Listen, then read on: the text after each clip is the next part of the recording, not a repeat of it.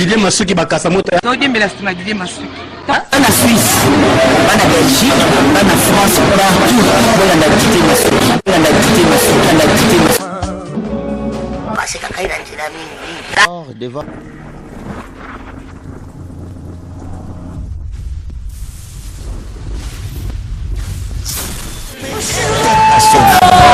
Oui, international. Ce matin, nous avons vu que nous sommes un ministère d'évangélisation et de la délivrance. Nous avons une permanence à la chapelle.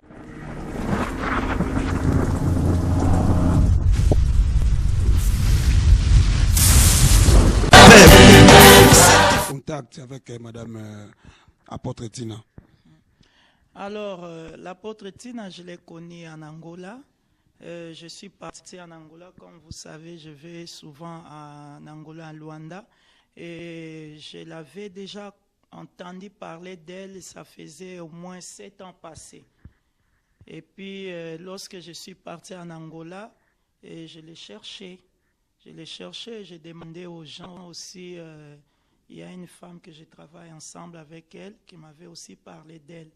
Alors, j'étais parti à Luanda. J'ai posé la question où c'était son église. On m'a amené là où elle prie d'abord à Marthe, là où ils font des lundis au samedi. Et aussi à Cidade, là, dans un terrain, un grand terrain, là où il fait ses cultes. Alors, je suis allé là-bas, je l'ai rencontré. Je lui ai demandé, j'ai dit que le Seigneur m'a donné une vision. Donc ne vous étonnez pas quand je dis que Dieu m'a donné une vision ou bien Dieu m'a parlé. Parce que Dieu se révèle toujours envers ses serviteurs. Les soins, des fois, les gens ne croient plus que le Seigneur parle, mais le Seigneur continue à parler jusqu'à aujourd'hui. Alors, j'ai eu cette vision d'organiser cette conférence Impact des femmes. Et dans cette vision, j'ai vu une femme qui était venue du dehors. Alors, j'ai pensé à elle quand je suis allé en Angola. J'ai pensé aller lui rendre visite pour lui dire que je vais organiser une conférence internationale. Comme c'est une conférence internationale, je voulais qu'elle soit oratrice principale. Alors, lorsque j'étais en train de lui parler, maman m'a dit, maman, je suis convaincue, là où tu es en train de parler, le Seigneur me convainc que je dois être là en Suisse. Alors, il avait un programme au mois de mai. Il a dit, j'annule mon programme du mois de mai et j'accepte ce programme d'octobre. Et c'est là où elle est venue pour qu'elle puisse aussi servir l'Éternel et aussi mettre la pierre dans l'œuvre qui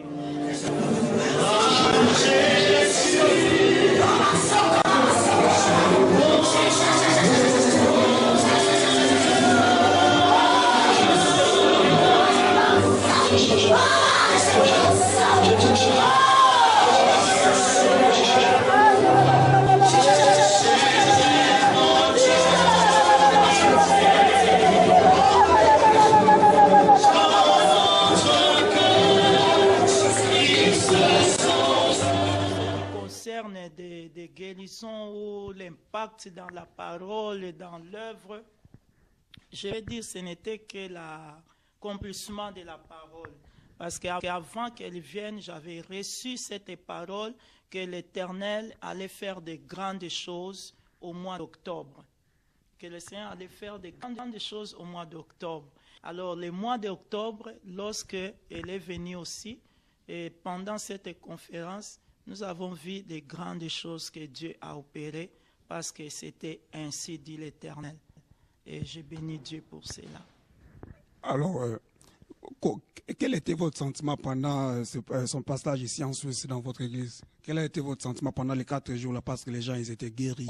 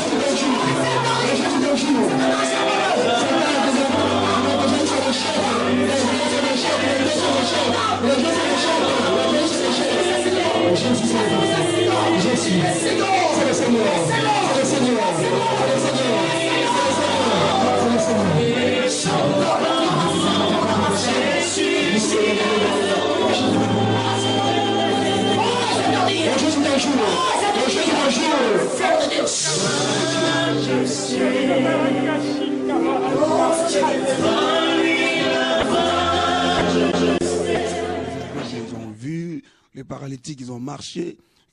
Quel a été votre sentiment les jours-là? Que la gloire soit rendue à l'Éternel. La Bible dit que vous imposerez les mains aux malades seront guéris.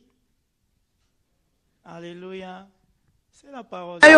Oyende azopeso pema na bomo indeko azopeso pema na bomo o eleki awa ate nanu eleka te na Suisse tosaka ba conférence na pe na organiser ba conférence mais o eza pona biso ba mama conférence liboso ba mama o eningisi ça les ala qui plein en tout cas ba o bayete mbala simanza masa nongolu boya pona lokumu na ye na suki bongo amen na musika bokulu kolongi na nzambe na pamboli nzambe na pamboli moko na moko tika ete lokumu ezonga na mboka na nzambe merci kitoko mingi oyebi likambo soki vision ya nzambe eza na kati basakanaka na yango te faut kolanda vision et puis soki moto oyo azwi vision alandi vraiment ndenge nzambe apesi ye mibeko mitindo ezalaka ya succès. Alors, bonsoir. Tout d'abord, je me présente. Je m'appelle Corinne Monatine et je viens de l'église La Colline. Et c'est vrai que cet apôtre a vraiment le feu de Dieu. Ce message qu'elle nous a délivré, je l'avais déjà entendu plusieurs fois. Le fait qu'il fallait parler sur sa vie avec les paroles du Seigneur et et c'est vrai que ça m'a vraiment renforcé dans le désir de connaître mieux la parole de Dieu et d'utiliser plus souvent la parole de Dieu pour parler sur ma vie au lieu de me laisser faire par les circonstances. Mais alors, Maman Déborah, on a encore une autre question. En tant que maman pasteur, vous êtes mariée et votre mari il est aussi pasteur. C'est quoi la différence entre la vie? Comment vous faites pour faire la vie pastorale et puis la vie de couple? Comment vous faites pour gérer tous les deux? C'est difficile ou c'est facile parce que des fois on vous appelle la nuit, il y a quelqu'un qui est malade, il faut aller prier. Est-ce que votre mari, il vous libère facilement pour aller prier pour les gens là ou comment ça se passe? En tout cas, c'est l'œuvre de Dieu, comme j'ai dit au début, que nous sommes un couple pastoral. Et chacun a un ministère aussi particulier que Dieu nous a accordé. Nous travaillons ensemble et nous arrivons à gérer toutes ces choses-là. Parce que ce n'est pas facile. C'est pour cela que je rectifie toujours aussi les gens qui m'appellent maman pasteur. Les autres appellent les pasteurs. Les autres disent maman Déborah. C'est toujours vous, de toute façon, ça, c'est pas... Voilà. Dans ces trois choses-là, je suis dedans. Alors, c'est ça qui fait que j'arrive à gérer, en tant que maman pasteur, la femme du pasteur, et en tant que pasteur dans le ministère, et aussi en tant que maman dans ma maison.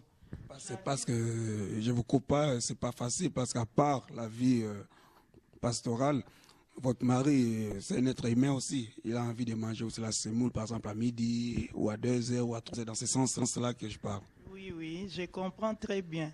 C'est ça que je vais expliquer, que j'arrive un peu, par la grâce de Dieu, à gérer tout cela.